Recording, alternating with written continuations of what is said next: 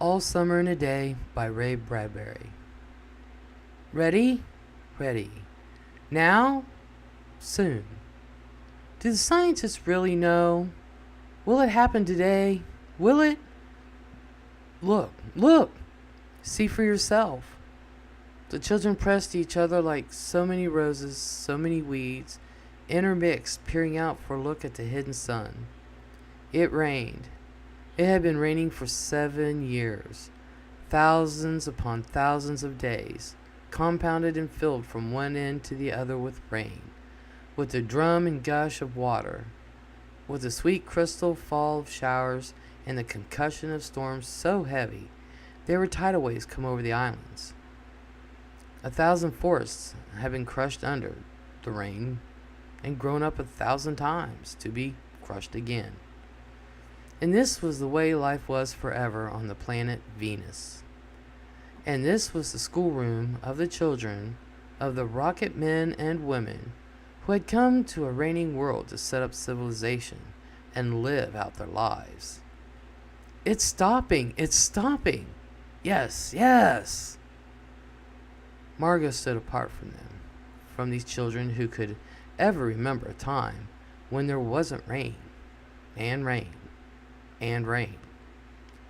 They were all 9 years old, and if there had been a day 7 years ago when the sun came out for an hour and showed its face to the stunned world, they could not recall. Sometimes, at night, she heard them stir in remembrance, and she knew they were dreaming of remembering gold, or a yellow crayon, or a coin large enough to buy the world with. She knew they thought they remembered a warmness, like a blushing in the face, in the body, in the arms and legs, and trembling hands. But then they always awoke to the tatting drum, the endless shaking down of clear bead necklaces upon the roof, the walk, the gardens, the forests, and their dreams were gone. All day yesterday they had read in class about the sun, about how like a lemon it was, and how hot, and they had written small stories or essays or poems about it. I think the sun is a flower that blooms for just 1 hour. That was Margot's poem, read in a quiet voice in the still classroom while the rain was falling outside. "Aw, you didn't write that," protested one of the boys. "I did," said Margot. "I did." "William," said the teacher. But that was yesterday. Now the rain was slacking, and the children were crushed in the great thick windows. "Where's teacher? She'll be back." "She better hurry. We'll miss it." They turned on themselves like a feverish wheel, all tumbling spokes. Margot stood alone. She was a very frail girl who looked as if she had been lost in the rain for years, and the rain washed out the blue from her eyes, and the red from her mouth, and the yellow from her hair. She was an old photograph dusted from an album, whitened away, and if she spoke at all, her voice would be a ghost. Now she stood, separate, staring at the rain and the loud, wet world beyond the huge glass. "What are you looking at?" said William. Margot said nothing. "Speak when you're spoken to." He gave her a shove, but she did not move. Rather, she let herself be moved, only by him and nothing else. They edged away from her.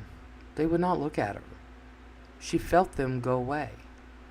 And this was because she would play no games with them in the echoing tunnels of the underground city. If they tagged her and ran, she stood blinking after them and did not follow. When the class sang songs about happiness and life and games, her lips barely moved. Only when they sang about the sun and the summer did her lips move when she watched the drenched windows. And then, of course, the biggest crime of all was that she had come here only 5 years ago from Earth, and she remembered the sun and the way the sun was and the sky was when she was in 4 and a half. And they they had been on Venus all of their lives.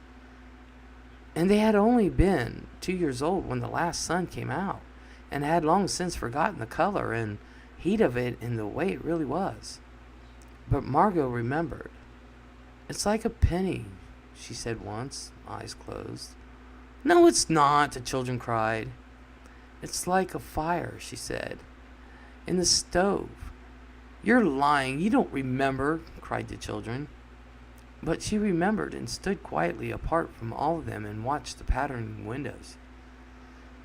And once, a month ago, she had refused to shower in the school shower rooms, had clutched her hands to her ears and over her head, screaming the water mustn't touch her head. So after that, dimly, she sensed it. She was different, and they knew her difference and kept away. There was talk that her father and mother were taking her back to Earth next year. It seemed vital to her that they do so, though it would mean the loss of thousands of dollars to her family. And so, the children hated her for all these reasons of big and little consequences. They hated her pale snow face, her waiting silence, her thinness, and her possible future. "Get away!" The boy gave her another push. "What are you waiting for?" Then, for the first time, she turned and looked at him. And what she was waiting for was in her eyes. "Well, don't wait around here," cried the boy savagely. "You won't see nothing." Her lips moved. "Nothing," he cried. "It was all a joke, wasn't it?" He turned to the other children. "Nothing's happening today, is it?" They all blinked at him and then, understanding, laughed and shook their heads. "Nothing, nothing." "Oh, but," Margaret whispered, her eyes helpless, "but this is the day. The scientists predict, they say, they know the sun." "All a joke," said the boy, and seized her roughly. "Hey, everyone, let's put her in the closet before the teacher comes." "No," said Margot, falling back. They surged her and caught her up and bore her, protesting and then pleading and then crying, back into a tunnel, a room, a closet, where they slammed and locked the door. They stood looking at the door and saw it tremble from her beating and throwing herself against it. They heard her muffled cries. Then, smiling, they turned and went out and back down the tunnel just as the teacher arrived. "Ready, children?" She glanced at her watch. "Yes," said everyone. "Are we all here?" "Yes." The rain slacked still more. They crowded to the huge door. The rain stopped. It was as if in the midst of a film concerning an avalanche, a tornado, a hurricane, a volcanic eruption. Something had, first, gone wrong with the sound apparatus, thus muffling and finally cutting off all the noise, all of the blasts and the repercussions and thunders, and then, second, ripped the film from the projector and inserted in its place a beautiful tropical slide which did not move or tremor. The world ground to a standstill. The silence was so immense and unbelievable that you felt your ears had been stuffed or you had lost your hearing altogether. The children put their hands to their eyes. They stood apart. The door slid back and the smell of the silent, waiting world came into them. The sun came out. It was the color of flaming bronze and it was very large, and the sky around it was a blazing blue tile color, and the jungle burned with sunlight as the children, released from their spell, rushed out, yelling into the springtime. "Now, don't go too far," called the teacher. "You've only 2 hours, and you wouldn't want to get caught out." But they were running and turning their faces up to the sky and feeling the sun on their cheeks like a warm iron. They were taking off their jackets and letting the sun burn their arms. Oh, it's better than sun lamps, isn't it? Much, much better. They stopped running and stood in the great jungle that covered Venus, that grew and never stopped growing. Tumultuously, even as you watched it, it was a nest of octopi clustering up great arms of flesh like weed, wavering, flowering in his brief spraying. It was the color of rubber and ash.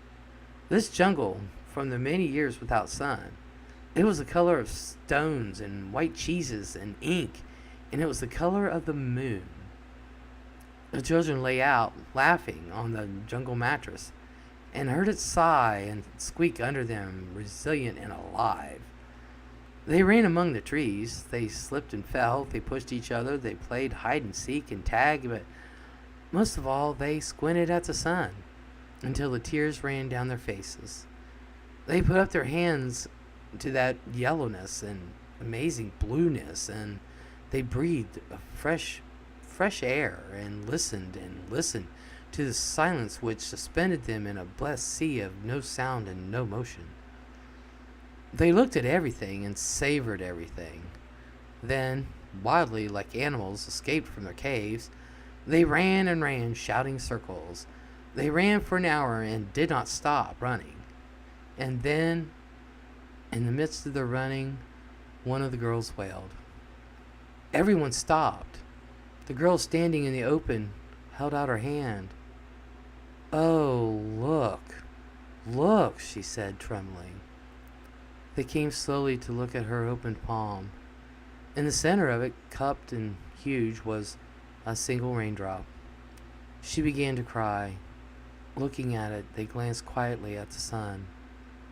Oh, oh. A few cold drops fell on their noses and their cheeks and their mouths. The sun faded behind the stir of mist. A wind blew cold around them. They turned and started to walk back toward the underground house, their hands at their sides, their smiles vanishing away. A boom of thunder startled them, and like leaves before a new hurricane, they tumbled upon each other and ran. Lightning struck 10 miles away, 5 miles away, a mile, a half mile. The sky darkened into midnight and a flash. They stood in the doorway of the underground for a moment until it was raining hard. Then they closed the door and heard the gigantic sound of the rain falling in tons of avalanches everywhere and forever. Will it be 7 more years? Yes, 7. Then one of them gave a little cry. Margot! What? She's still in the closet where we locked her. Margot! They stood as if someone had driven them like so many stakes into the floor. They looked at each other and then looked away. They glanced out at the world that was raining now, and raining steadily. They could not meet each other's glances. Their faces were solemn and pale. They looked at their hands and feet, their faces down. Margot, one of these girls said. Well? No one moved. Go on, whispered the girl. They walked slowly down the hall in the sound of cold rain. They turned through the doorway to the room in the sound of the storm and thunder, lightning on their faces, blue and terrible. They walked over to the closet door slowly and stood by it. Behind the closet door was only silence. They unlocked the door, even more slowly, and let Margot out.